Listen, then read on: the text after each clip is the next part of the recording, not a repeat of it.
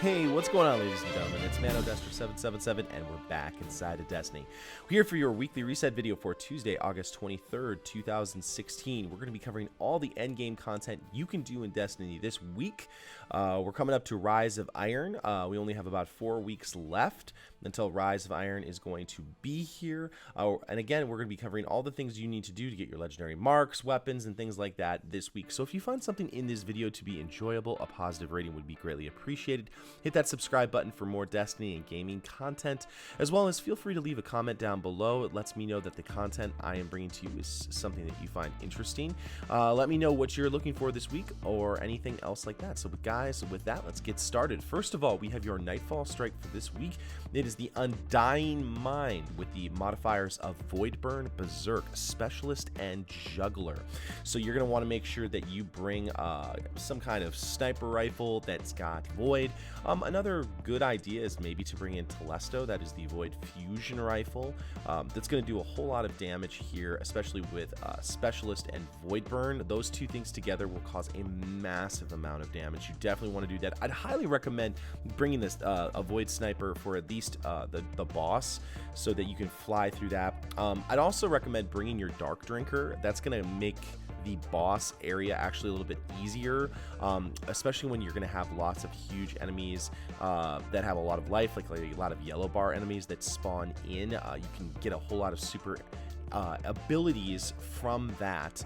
Also, you want to make sure, like, say for example, your Void Walker is going to do a really nice job on this, guys. And so what you're going to want to farm this week is the Imago Loop. The Imago Loop is a year 2 version of the Fatebringer. This is one of my favorite roles.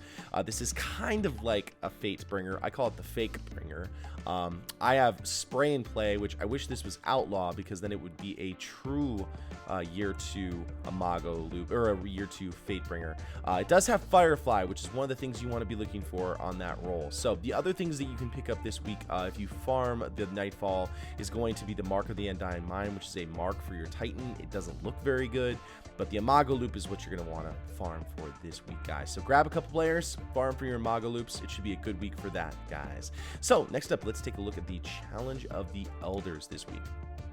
The modifiers this week are Super Kill Bonus, Berserk, and Small Arms. Small Arms is going to be really nice, so you can do a whole lot of damage, but you're going to want to make sure that you put on like a Bad Juju. Bad Juju is going to be great because it's going to charge your super ability, and it's going to fulfill your Small Arms needs. So put on your Bad Juju and rank up your supers really fast, and then go ahead and start to rip with your supers, guys. The bosses for this week in Challenge of the Elders are going to be the Pilot Servitor for round 1 with the add-ons of Fallen.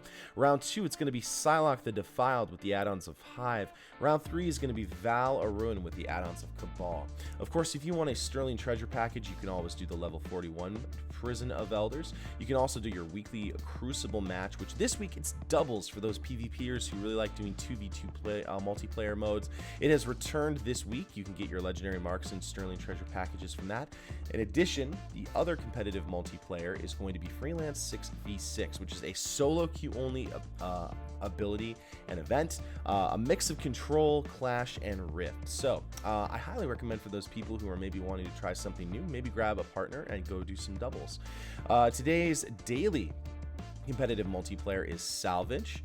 The daily heroic story is slip past Rasputin's defenses and download stealth code protocols from his Golden Age database. The Vanguard heroic strikes this week are very farmable. They feature heroic, Void Burn, Small Arms, and Juggler. So what's cool about this is with Void Burn and Small Arms, you're going to be able to kill the enemies pretty quickly. Again, I'd recommend you Void Walker, maybe your Night Stalker would be pretty good here.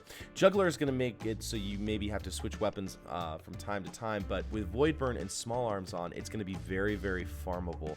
Say, for example, if you want to pop a Vanguard Reputation booster and then fly through these Vanguard Heroic Strikes, you can try and get Vanguard packages, maybe get an LDR through that this week, guys. So, let's go over to the Dreadnought and cover the things we've got over here. We only have 2 more rotations of the Warpriest Challenge Mode before King's Fall officially becomes the year 2 old.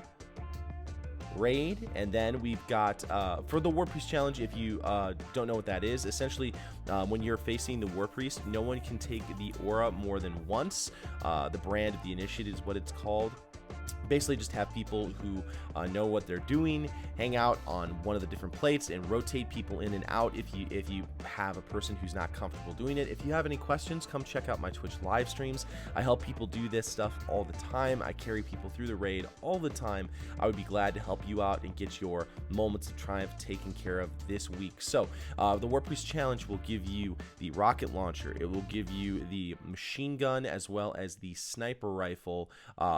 If you do it on hard mode, you'll get it up to 335 light, and then if you do it on normal mode, you get it up to 320 light. Of course, you'll also get a calcified fragment and an emblem if you don't have that done.